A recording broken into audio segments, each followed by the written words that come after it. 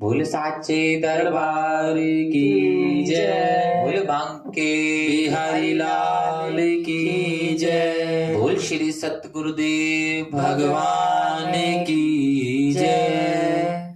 आइए आनंद ले रहे हैं सभी गुरु चरणों के अंदर बैठकर। कहते हैं रख भरोसा मालिक पर, तुझे धोखा नहीं होगा, ये जीवन बीता जाएगा, तुझे रोना नहीं होगा। जिसने अपने जीवन की बागडोर को उस परम पिता परमात्मा के हाथों में सौंप दी कि छोड़ दी डोरी सरकार पे, जैसे भी चलाए चले जाएंगे, दिल से नाता हमारा तेरे साथ है, छोड़ दे ये जमाना तो क्या बात है।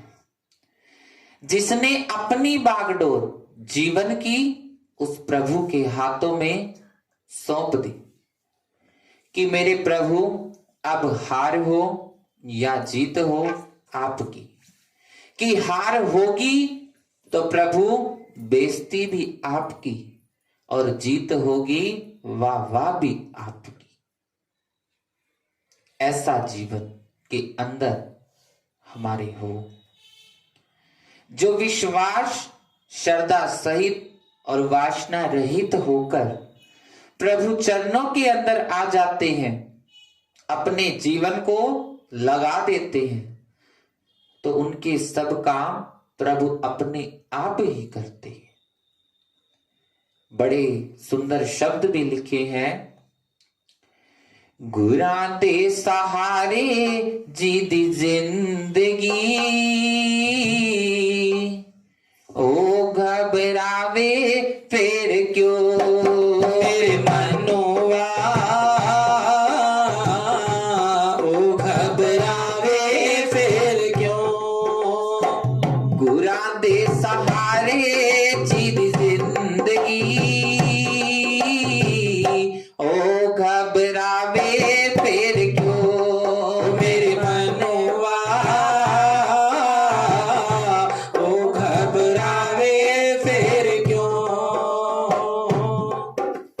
औखी घड़िया में जदों सतगुर संभाल दे, औखी घड़िया में जदों सतगुर संभाल दे, हाथ रख सिर ते ओ कम सवार दे, हाथ रख सिर ते जी कम ओ सवार दे, कम ओ सवार दे जी कम ओ सवार दे, कम ओ सवार दे जी कम ओ सवार दे। पूरा दे इशारे जी दी जिंदगी, ओ घबरावे फिर क्यों मेरे मनोवा, ओ घबरावे फिर क्यों मेरे मनोवा,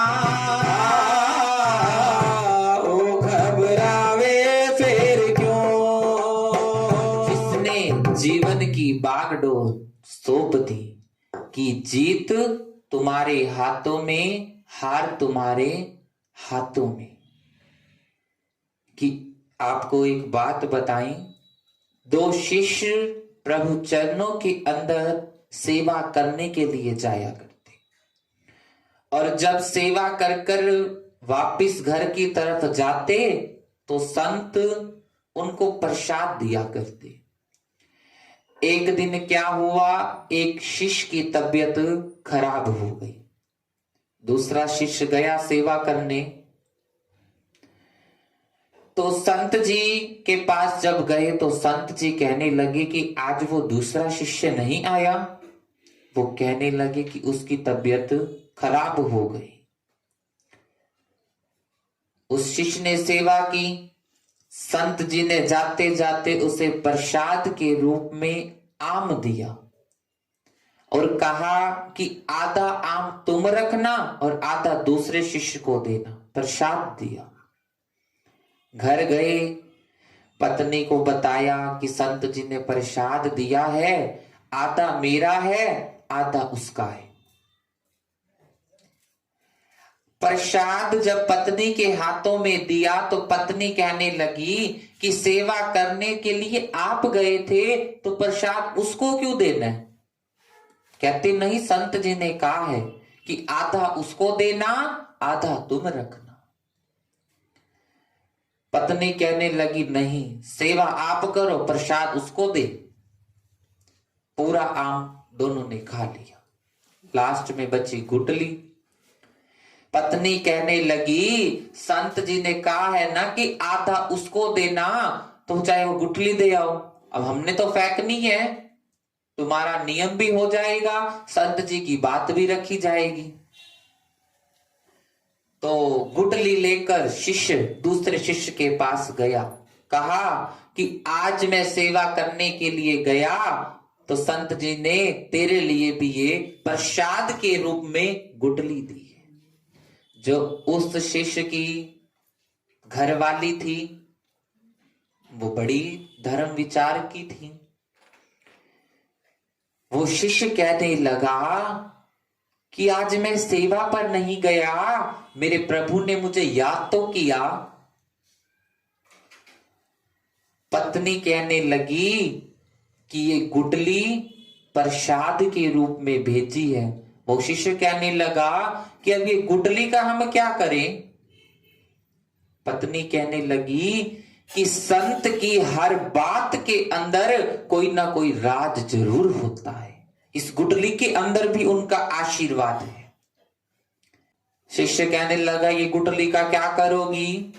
पत्नी कहने लगी ये गुटली मैं जमीन के अंदर बोऊंगी, इससे आम का वृक्ष होगा। शिष्य कहने लगा ठीक है, जैसे तुम्हें ठीक लगे। पत्नी ने वो गुटली दबाई जमीन के अंदर, समय पाकर वृक्ष उस धरती से निकला। समय पाकर उस वृक्ष पर आम भी लगे। आम इतने लग गए कि पूरे गांव के अंदर हल्ला हो गया कि फला सेठ आम का अमीर बन गया, आम का सेठ बन गया। शिष्य कहने लगा कि ये सारी कृपा तो उस प्रभु की है। पत्नी कहने लगी मैं तो पहले ही कहती थी कि इस गुठली के अंदर कोई ना कोई तो राज है। टोकरी ली आम की भरी, सर्वप्रथम प्रभु चरणों के अंदर पहुंचे। शिष्य आया, संत जी ने पहचान लिया ये तो वही शिष्य है जो सेवा करने के लिए दरबार में आया करता था। सारी कथा बताई संत जी को। तो कहने का भाव ये है कि उस प्रेमी ने, उस शिष्य ने प्रभु के ऊपर विश्वास रखा तो प्रभु ने भी उसके विश्वास को नहीं तोड़ा। गुठड़ी से, उस आम की गुठड़ी से भी उसको कितना वट वृक्ष आम का दे दिया और वो आम से सेठ बन गया। देखो कि जहां पर कृपा राम की हुई तहां पर कृपा करे सब कोई। जहां उस प्रभु की, उस परमात्मा की कृपा हो जाती है तो वहां सभी देवी देवताओं की कृपा अपने आप हो जाती है। इसीलिए उस प्रभु पर विश्वास रखें। जीवन के अंदर हानि लाभ तो होते रहते हैं, पर कभी डामाडोल ना हो। हम डोले ना कि दुख आ गया और हम डामाडोल हो जाए, नहीं, उस प्रभु पर विश्वास रखें, वो अपने आप सब काम करेंगे। एक बार विश्वास रख के तो देखें।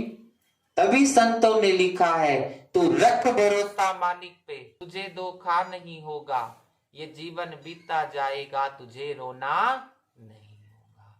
बोल साचे दरबार की जय।